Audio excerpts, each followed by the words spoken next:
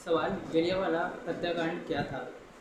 तो जलियांवाला हत्याकांड जो है वो हमारा रॉलेट एक्ट के साथ में जोड़ा जाता है। अब रॉलेट एक्ट क्या था, इस एक्ट को हम इंडियन काउंसिल एक्ट 1919 के साथ में जोड़ते हैं। इंडियन काउंसिल एक्ट 1919 में आया था, जिसमें बहुत सारी चीज़ें इंडियंस पीपल्स को मिली हुई थी, जिसको हम मॉन्टेग्यू चेम्सफोर्ड रिफॉर्म के नाम से जानते हैं। ये जो रिफॉर्म आया था, इसमें इंडियंस को बहुत सारी छूट मिली गई थी। ठीक है, इसी के साथ में रॉलेट एक्ट आया था। रॉलेट एक्ट जो आया था उसमें एक दमनकारी एक्ट था, जिसका विरोध जो है पंजाब में कई लोगों ने किया था, और हमारे गांधी जी ने रॉलेट सत्याग्रह नाम से एक आंदोलन भी किया था।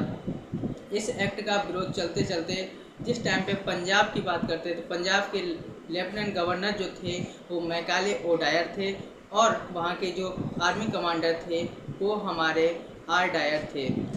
इस समय रॉलेट एक्ट का बहुत ही ज़्यादा विरोध हो रहा था। तो जिस विरोध का देखते हुए, क्योंकि जैसे पंजाब के हमारे दो लोग थे, सत्यपाल और सैफुद्दीन कैजुली, उन लोगों ने भी विरोध किया हुआ था। ये विरोध ज़्यादा ही बढ़ रहा था। जो जनरल आर डायर ने इस समय 12 अप्रैल 1919 को घोषणा की थी कि पूरे देश में आर्टिकल 144 का यूज कर दिया था। ये खबर सुबह अखबार में छपी तो थी, लेकिन लोगों तक पहुंची नहीं थी, जिस वजह से 13 अप्रैल 1919 को जलियांवाले बाग के पास में ही बैसाख की एक मेला लगा हुआ था, वहाँ पर लोग गए हुए थे, और लोग जो है हारे थके हुए थे। पास में जलियांवाला बाग था, जहाँ पर लोग आराम करने के लिए गए हुए थे।